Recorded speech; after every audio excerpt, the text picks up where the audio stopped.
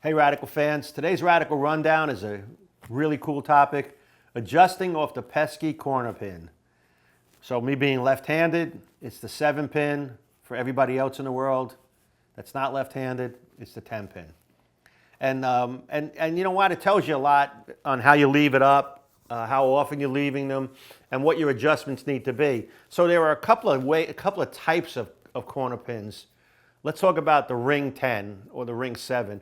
That's where the 6 pin went airborne and wrapped around the top of the 10 pin. And that usually is an indication that your angle is too steep. Your adjustment on that's got to get the ball to roll up a little bit sooner, maybe enter the pocket with less steep of an angle. That could be a surface adjustment if you're practicing, because the USBC won't allow you to adjust your surface while you're bowling. Or it could be a ball change, just to get the angle to change. On the other side of it is the flat 10, where the 6 pin lays in the channel and doesn't come out off the sidewall to kick out the 10. And that's that indication that maybe the ball is burning up a little bit too soon. It's hooking in the wrong spot. And again, that might be a surface change, going to something smoother, maybe going from a solid to a pearl. Those are changes that you can do visually. One change I always laugh when people say that to me is, well, I moved up on the approach or I moved back on the approach. And I ask them the same question. If you moved up on the approach, did you end up closer to the foul line? If you moved back on the approach, did you end up further away from the foul line?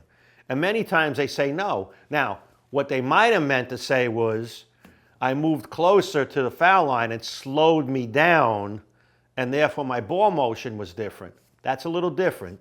Or I moved back on the approach and I quickened my approach up and my ball motion was different. But when people say move forward, move back, unless you're a different distance from the foul line, you didn't change anything. Ball speed, different story. So those are some of the other changes. Throw it a little bit harder, throw it a little bit softer. But if you're continuously leaving ring 10s, it's definitely going to be a ball change or an angle change. You might want to get the ball to the dry a little bit sooner, maybe move right a little bit with your feet. And again, I'm talking to the majority, because lefties never have that problem. At least every righty in the world will tell you that. But you have to make those adjustments based on how the 6 pin leaves the deck, whether it gets to the 10 or not. You know, the ideal scenario is a 6 pin goes to the sidewall and smacks the 10 pin in the center and knocks it in towards the rack. That's the ideal strike. You know that everything went well when that happens. So if you're not seeing that, then you have to start looking at what's causing the corner pin to remain standing, and it's usually the 6 pin. For the lefties, it's the 4 pin, and how it reacts coming out of the channel off the sidewall. So many times bowlers will say, well, I've been striking like crazy and all of a sudden my carry went away. And then they stay there and continue to do the same thing over and over again. And that in itself is a definition of insanity. Doing the same thing over and over again and hoping for a different result. If you're striking for majority of shots and suddenly you start leaving 10 pins majority of shots, you have to make the move. Now, what are the moves? Well, it could be moving a little deeper into the lane. Catching a little more oil in the front part of the lane so the ball stores a little bit more before it starts to slow down. And that may be the answer for the flat 10. Or by the same token, if you start doing ring 10s, you might have to get a ball out that starts to read a little bit sooner in the lane so that it's slowing down a little bit quicker. That may be the answer to get rid of it. But you have to stay ahead of it.